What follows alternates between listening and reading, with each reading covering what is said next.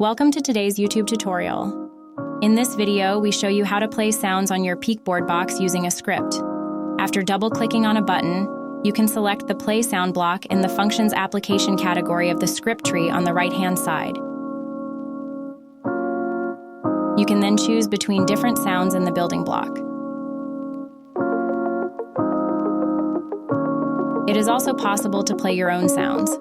To do this, you must add the desired MP3 or WAV file as a resource. In the script editor, you can then define your own sound with the command runtime play audio and the file name. In the video description, you can find links to our template page, where you can download the project file and the corresponding article on our help page. Thank you for watching.